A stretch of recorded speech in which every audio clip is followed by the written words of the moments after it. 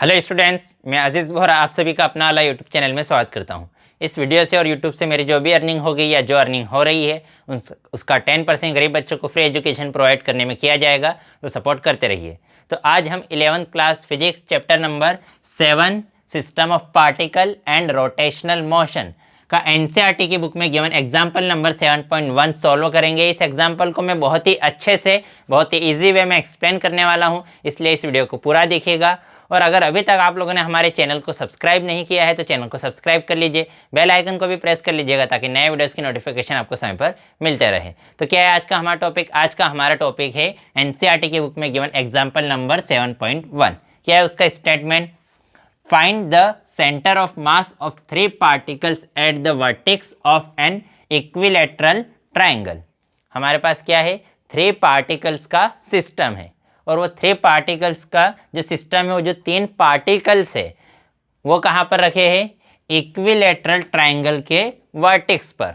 जो 3 पार्टिकल है, सपोज करो ये फर्स्ट पार्टिकल, ये सेकंड और ये थर्ड, तो ये हमने बना दिया एक इक्विलैटरल ट्राइंगल। ये हमने क्या बनाया? एक इक्विलैटरल ट्राइंगल। क्या होता है इक्विलैटरल ट्राइंगल? इक्विलैटरल ट्राइंगल जिसमें तीनों साइड्स क्या हो? इक्वल। ऐसे ट्राइंगल को हम क्या कहते हैं? Equilateral triangle. तो इक्विलैटरल ट्राइंगल है हमारे पास और उसके जो 3 वर्टेक्स है, ये 1 2 3, इन तीनों वर्टेक्स पर क्या रखे हैं? 3 पार्टिकल्स रखे हैं। क्या रखे हैं? 3 पार्टिकल्स। तो इन 3 पार्टिकल का हमें क्या फाइंड आउट करना है? Centre of mass. क्या फाइंड आउट करना है? Centre of mass. तो the masses of particles are 100 gram, 150 gram and 200 gram respectively. और हमें क्या गिवन है? उन पार्टिकल्स का मास भी गिवन है कि क्या क्या मास है उनका? 100 ग्राम, फर्स्ट का, सेकंड का है 150 ग्राम और थर्ड का मास कितना है? 200 gram respectively. Each side of the equilateral triangle is 0.5 metre long. और ये जो ट्राइंगल है इसकी जो साइड्स है, साइड्स कितनी गिवन है हमें? साइड्स हमें गिवन है 0.5 मीटर। कि ये जो साइड है इसकी लेंथ कितनी है? 0.5 मीटर। इस साइड की लेंथ कितनी है? 0.5 मीटर। तो हम क्या कंसीडर कर लेते हैं? हम ये कंसीडर कर लेते हैं कि ये जो ट्राइंगल है ये एक्स वाई प्लेन में रखा है।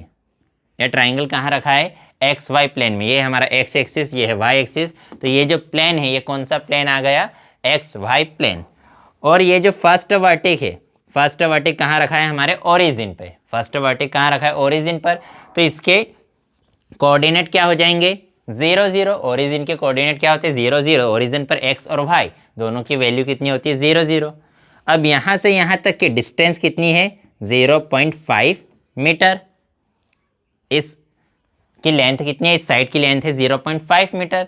तो इस वर्टेक्स के कोऑर्डिनेट क्या हो जाएंगे? इस वर्टेक्स के कोऑर्डिनेट हो जाएंगे 0.50, क्योंकि इसने x में कितनी डिस्टेंस कवर कर ली? 0.5 डिस्टेंस कवर कर ली, लेकिन y में तो अभी कितनी है डिस्टेंस? 0। तो इसलिए इस वर्टेक्स के कोऑर्डिनेट क्या हो जाएंगे? 0.5 एंड 0। अब हमें इस वर्टेक्स के कोऑर्डिनेट फाइंड आउट करना है। तो इस वर्टेक्स के कोऑर्डिनेट फाइंड आउट करने के लिए हम क्या करेंगे? इस वर्टेक्स से एक मीडियन ड्रॉ करेंगे और पहले इस पॉइंट के कोऑर्डिनेट फाइंड आउट करेंगे। तो इस पॉइंट का अगर मुझे कोऑर्डिनेट फाइंड आउट करना है तो यहाँ से यहाँ तक की लेंथ कितनी है? 0.5। कितनी है? इस पूरे साइड की लेंथ कितनी है? 0.5। इसी को मैं 0.50 लिख सकता हूँ क्या? पॉइंट के बाद कितने भी 0 लगाओ कोई फर्क नहीं पड़ता। अब ये जो मीडियन है, मीडियन हाफ डिस्टेंस पर रहेगा। अगर ये 0.5 है तो ये वाली जो डिस्टेंस है कितनी रहेगी? 0.5/2। ये जो डिस्टेंस है कितनी रहेगी? 0.5/2। तो अगर मैं 50 का हाफ करूँ तो कितना आ जाएगा? 25। तो वो वैल्यू कितनी आ जाएगी हमारे पास? 0.25। 0.50 में अगर 2 से डिवाइड करेंगे तो कितना आएगा? 0.25। मतलब इस पॉइंट के कोऑर्डिनेट हमारे पास क्या आ जाएंगे? इस पॉइंट के कोऑर्डिनेट हमारे पास आ जाएंगे 0.250। इस पॉइंट के कोऑर्डिनेट कितने आ जाएंगे? 0.250, क्योंकि यहाँ पर x की वैल्यू कितनी है? 0.25 और y तो अभी भी कितना है? 0 है। अब मुझे इस पॉइंट के कोऑर्डिनेट फाइंड आउट करना है। तो इस पॉइंट के कोऑर्डिनेट, तो देखो यहाँ पर अगर x की वैल्यू कितनी है? 0.25, तो इस पॉइंट के लिए भी x की वैल्यू कितनी रहेगी? 0.25। ये डिस्टेंस कितनी है 0.25, तो ये डिस्टेंस भी कितनी रहेगी 0.25। तो एक्स कोऑर्डिनेट तो इस पॉइंट के लिए कितना है 0.25। अब हमें निकालना है कि वाई कोऑर्डिनेट कितना है। क्या फाइंड आउट करना है, वाई कोऑर्डिनेट कितना है। तो वाई कोऑर्डिनेट फाइंड आउट करने के लिए हम ये हाइट निकालेंगे, ठीक है, कि ये हाइट कितनी है। तो ये हाइट मतलब इस ट्राइंगल की हाइट, हम क्या निकालेंगे ट्राइंगल की हाइट। तो जो ट्राइंगल है, ट्राइंगल की हाइट होती है h = a√3/2। ट्राइंगल की हाइट कितनी होती है a√3/2, where a is side, size of side, कि जो a है, a किसकी वैल्यू है कि एक साइड का साइज कितना है, तो उसका साइज तो कितना है 0.5, तो ये आ जाएगा हमारे पास 0.50√3/2। लेकिन 0.50/2 भी किसके इक्वल है 0.25, और ये √3 तो एज इट इज। मतलब वाई कोऑर्डिनेट, ये जो हाइट है, हाइट की किसकी वैल्यू है इस वाई कोऑर्डिनेट की वैल्यू। तो इस पॉइंट के लिए वाई कोऑर्डिनेट की वैल्यू कितनी है, वाई कोऑर्डिनेट की वैल्यू है कितनी 0.25√3। वाई कोऑर्डिनेट की वैल्यू कितनी है 0.25√3। तो देखो हमने क्या कहा, हमने कहा कि इस वर्टेक्स पर क्या रखे, वर्टेक्स कैसा है इक्विलेटरल ट्राइंगल है। वर्टेक्स हमारे पास ट्राइंगल कैसा है इक्विलेटरल ट्राइंगल, उसके 3 वर्टेक्स पर 3 क्या रखे हुए हैं मासेज रखे हैं। तो हमने पहले तो उनका क्या निकाल लिया, सबसे पहले हमने निकाला उनका कोऑर्डिनेट्स। तो तीनों वर्टेक्स के कोऑर्डिनेट निकाले। तो फर्स्ट वर्टेक्स तो हमने कहाँ पर कंसिडर कर लिया ओरिजिन पर, तो उसके कोऑर्डिनेट तो होगा 0 0। सेकंड वर्टेक्स यहाँ पर, तो इसके लिए x की वैल्यू 0.5 और y की वैल्यू तो कितनी रहेगी 0। अब इस वाले वर्टेक्स के अगर हमें कोऑर्डिनेट निकालना है, तो इस वर्टेक्स के लिए हमने एक मीडियन बनाया। तो मीडियन के इस पॉइंट के कोऑर्डिनेट क्या रहेंगे 0.250, क्योंकि x की वैल्यू यहाँ पर कितनी रहेगी 0.25 और यहाँ पर वैल्यू कितनी रहेगी 0। तो अगर यहाँ पर x की वैल्यू 0.25 है, तो यहाँ पर भी x की वैल्यू कितनी रहेगी 0.25।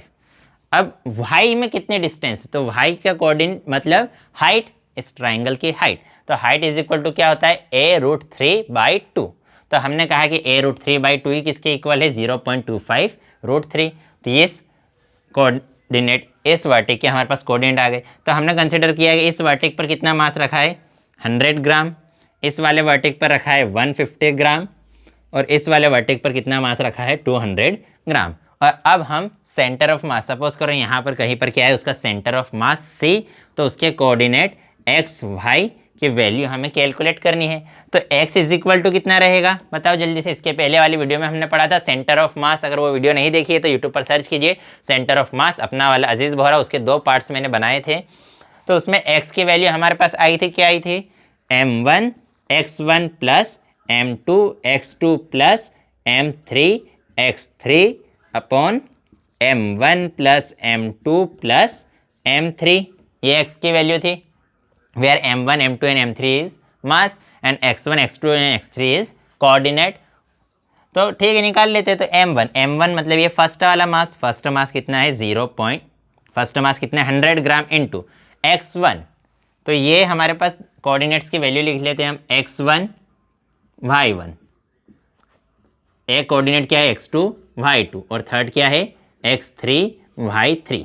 तो x1 y1 की वैल्यू कितनी है, x1 y1 की वैल्यू है 0 0। इस फर्स्ट वर्टेक्स के कोऑर्डिनेट कितने हैं 0 0। सेकंड ये है, इसके कोऑर्डिनेट क्या है 0.50, और थर्ड वाला मतलब ये वाला, इसके कोऑर्डिनेट कितने हैं 0.25, 0.25√3। तो लिख लेते हैं। तो x1 की वैल्यू कितनी है 0, तो x1 की स्पेस पे मैंने लिखा 0 प्लस m2, ये क्या है m2 सेकंड मास, ये हमारा क्या है फर्स्ट वाला मास m1, ये है सेकंड मास m2, और इसको हम नाम दे देते थर्ड मास m3। ठीक है, किसी को भी कुछ भी नाम दे दो उससे कोई फ़र्क नहीं पड़ेगा। तो हमने लिया m2 की वैल्यू कितनी है 150, तो 150 इंटू x2 की वैल्यू कितनी है 0.5, तो ये लिखा मैंने 0.5 प्लस m3 की वैल्यू कितनी है 200, तो यहाँ लिखा मैंने 200 इंटू x3 की वैल्यू कितनी है 0.25, तो यहाँ लिख दिया मैंने 0.25 whole upon m1 plus m2 plus m3। तो m1 की वैल्यू है 100 प्लस m2 की वैल्यू कितनी है 150 प्लस m3 की वैल्यू कितनी है 200, तो इन सभी की हमने वैल्यू पुट कर दी। तो अब 0 में 100 से मल्टीप्लाई होगा तो कितना आ जाएगा 0, तो यहाँ तो हमने लिखा 0 प्लस 15 में अगर 5 से मल्टीप्लाई करें, 15 में अगर 5 से तो 15 5 का कितना आ जाएगा 75, और यहाँ पर 0 है इसलिए यहाँ पर हमने 0 भी लगाया। तो अगर 115 में 5 से मल्टीप्लाई करेंगे तो 750 आ जाएगा, लेकिन 1 वैल्यू के बाद क्या है पॉइंट, तो यहाँ पर 1 वैल्यू के बाद हमने क्या लगाया पॉइंट, तो हमारे पास क्या वैल्यू आई 75.0, या इसी को हम क्या लिख सकते हैं 75 प्लस, तो ये मैंने लिखा प्लस 25 में अगर 2 से मल्टीप्लाई करेंगे, 25 में किससे मल्टीप्लाई करेंगे 2 से, तो कितना आ जाएगा 50, तो यहाँ मैंने लिखा 50। 2 के बाद कितने ज़ीरो थे 1 2, 2 ज़ीरो थे तो ये 2 ज़ीरो लगा दिए मैंने, तो हमारे पास कितना है 5000। लेकिन यहाँ पर 1 और 2 डिजिट्स के पहले क्या है पॉइंट, तो यहाँ पर भी 2 डिजिट्स के पहले क्या लगाना पड़ेगा पॉइंट, तो वैल्यू कितनी आ गई 50 आ गई, 50.00, या इसी को हम क्या लिख सकते हैं 50। और इसके होल डिवाइड में क्या है 100 प्लस 50 प्लस 200, तो 200 प्लस 100 300, 300 प्लस 150 कितना आ जाएगा 450। तो ये वैल्यू आ गई हमारे पास।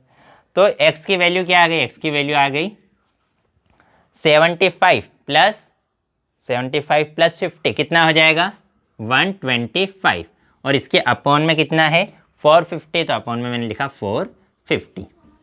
अब इसको 25 से डिवाइड कर देते हैं, तो 25 के टेबल में 125 कितने टाइम्स में आएगा 5 टाइम्स में, और 450 25 के टेबल्स में कितने टाइम्स में आ जाएगा, कितने टाइम्स में 18 टाइम्स में। तो हमारे पास x का कोऑर्डिनेट क्या आ गया 15/18, और उसकी वैल्यू किस में रहेगी मीटर में, क्योंकि ये सब डिस्टेंस हमें किस में गिवन थी मीटर में। अब इसी टाइप से किसकी वैल्यू निकालेंगे y की, तो y इज इक्वल टू क्या रहेगा m1y1 plus m2y2 plus m3y3 upon m1 plus m2 plus m3, ये y कोऑर्डिनेट की वैल्यू रहेगी, y coordinate of centre of mass. तो m1 की वैल्यू कितनी है, m1 की वैल्यू है 100, तो यहाँ मैंने लिखा 100 इंटू y1 की वैल्यू कितनी है 0, तो यहाँ लिख दिया 0 प्लस m2 की वैल्यू कितनी है 150, तो यहाँ लिखा मैंने 150 इंटू y2 की वैल्यू कितनी है 0 फिर से, तो यहाँ लिखा 0 प्लस m3 की वैल्यू कितनी है 200, तो यहाँ मैंने लिखा 200 इंटू y3 की वैल्यू कितनी है 0.25 रूट 3, तो यहाँ मैंने लिख दिया 0.25 रूट 3, और होल अपॉन में कितना आ जाएगा m1 plus m2 plus m3, और उसकी वैल्यू तो हमारे पास कितनी है 450, तो यहाँ मैंने लिख दिया डायरेक्ट 450। अब 0 में 100 से मल्टीप्लाई करेंगे तो कितना हो जाएगा 0, 150 में 0 से मल्टीप्लाई करेंगे तो वो भी कितना हो जाएगा 0, तो हमारे पास क्या आ जाएगा 0 प्लस। अब फिर से 200 में अगर मैं 0.25 से मल्टीप्लाई करता हूँ तो कितना आ जाएगा मेरे पास 50, यहाँ पे हमने किया था ना 200 में 0.25 से, तो कितना आया 50, तो 200 में 0.25 से मल्टीप्लाई करेंगे तो कितना आएगा 50, और इसी के साथ मल्टीप्लाई में और क्या लिखा है √3, तो मल्टीप्लाई में यहाँ मैंने लिख दिया √3, और होल अपॉन में कितना है 450, इसी को हमने क्या लिख दिया 50 √3 अपॉन 450, ये वैल्यू आ जाएगी क्या, ये 0 को तो लिखो ना लिखो एक ही बात है, 0 को ऐड करेंगे तो कोई फ़र्क पड़ेगा क्या, तो ये वैल्यू आ गई। अब इस 0 से ये 0 कैंसल, 5 1 ज़ा 5, 5 9 ज़ा 4, 45, तो ये वैल्यू आ गई। तो हमारे पास वैल्यू क्या आई, हमारे पास वैल्यू आ गई y is equal to √3 upon 9, upon में क्या है 9, तो 9 को मैं 3 इंटू 3 लिख सकता हूँ क्या, 3 3 ज़ा 9, तो 9 को हम क्या लिख सकते हैं 3 इंटू 3। अब ये जो सेकंड वाला 3 है इसी को हम लिख देंगे √3 इंटू √3, ये जो सेकंड वाला 3 है इसको हमने क्या लिख दिया √3 इंटू √3 लिख सकते हैं क्या, देखो क्योंकि √3 इंटू √3 क्या हो जाएगा √3 का स्क्वायर, √3 इंटू √3 कितना होता है √3 का स्क्वायर, तो ये स्क्वायर से रूट फिर से कैंसिल, तो हमारे पास कितना आ जाएगा 3 आ जाएगा, मतलब 3 को हम क्या लिख सकते हैं √3 इंटू √3 लिख सकते हैं, तो ये लिख दिया हमने। तो हमारे पास ये स्टेप आ गई। अब इस 3 के मल्टीप्लाई में कुछ √3 के मल्टीप्लाई में कुछ नहीं लिखा है, मतलब कितना लिखा है 1, तो इस √3 से ये √3 कैंसल, तो हमारे पास y कोऑर्डिनेट क्या आ गया 1/3√3। ये 1 एज इट इज़, ये 3 एज इट इज़ और ये √3 एज इट इज़। तो y कोऑर्डिनेट क्या आया 1/3√3। तो मेरी कोशिश रहती है कि जो बिल्कुल वीक स्टूडेंट हैं उनको भी समझ में आ जाए, क्योंकि बहुत से वीक स्टूडेंट बायो लेते फिजिक्स लेते हैं, लेकिन थोड़ा सा मैथ्स वीक होने की वजह से ये इसमें थोड़ा सा टफ पड़ता है उनको। तो मेरी ये कोशिश रहती है कि जो वीक से वीक स्टूडेंट हैं उनको भी सब समझ में आ जाए। तो y कोऑर्डिनेट क्या आ गया 1/3√3, मतलब centre of mass. Centre of मास के कोऑर्डिनेट क्या है हमारे पास, x की वैल्यू आ गई और ये किस में रहेगा मीटर में। तो x की वैल्यू है 5/18 और y की वैल्यू क्या है 1/3√3। तो ये हमारे पास किसकी वैल्यू आ गई, coordinate of centre of mass. तो देखो अब जो सेंटर ऑफ मास है यहाँ पर एक बात ये ध्यान देनी है कि जो सेंटर ऑफ मास है वो बिल्कुल इस ट्राइंगल के जियोमेट्रिक सेंटर पर नहीं आएगा। जो सेंटर ऑफ मास है वो इस ट्राइंगल के जियोमेट्रिक सेंटर पर नहीं आएगा, क्योंकि जियोमेट्रिक सेंटर पर कब आता, जब ये तीनों मास सेम होते। ये तीनों मास क्या होते, सेम। लेकिन ये एक मास है 100 ग्राम, दूसरा मास है 150 ग्राम, तीसरा मास है 200 ग्राम।